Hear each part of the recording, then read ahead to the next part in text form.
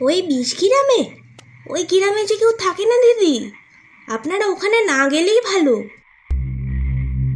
কেন গো? আমরা তো শুনছি গ্রামটা বেশ সুন্দরই দেখতে, তাই এলাম। কেউ থাকে না ওখানে?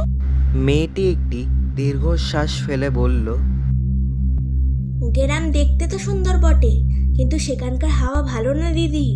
আগে অনেক লোকের বাস ছিল সেই গ্রামে, কিন্তু বলা হয় নাকি এক রাতে সবাই সেই গ্রাম থেকে উধাও হয়ে যায়, কোনো খোঁজ মেলেনি তাদের।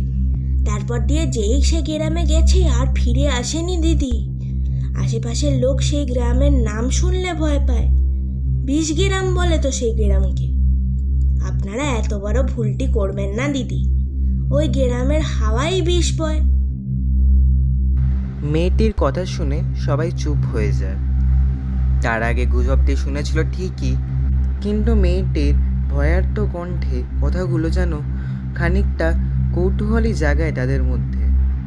রিয়া নিজের কৌতূহল চেপে না রাখতে পেরে বলে ওঠে, পুরো গ্রামের লোক এক রাতে উধাও হয়ে গেল?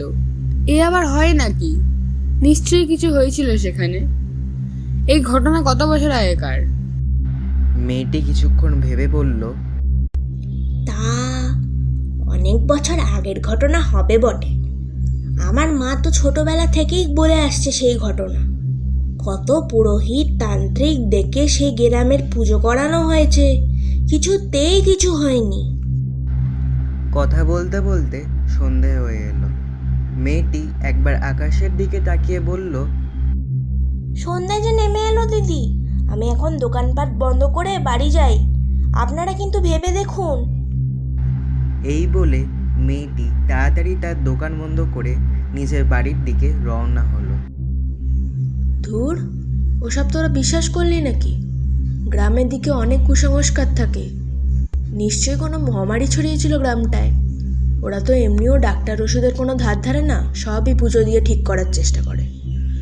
আর পরে যারা এসছিল তাদের নিশ্চয়ই আশেপাশের গ্রামের লোকগুলো ভয় দেখিয়ে ফিরতে বাধ্য করেছে। আচ্ছা, সন্ধে হয়ে আসছে তো, তাড়াতাড়ি গাড়িতে চ।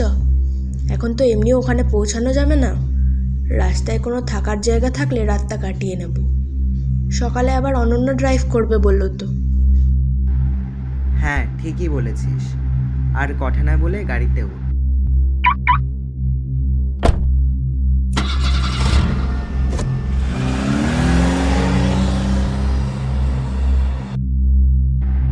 সবাই গাড়িতে উঠল, কিন্তু সবাই আর আগের মতো মজা করে কথা বলছিল না।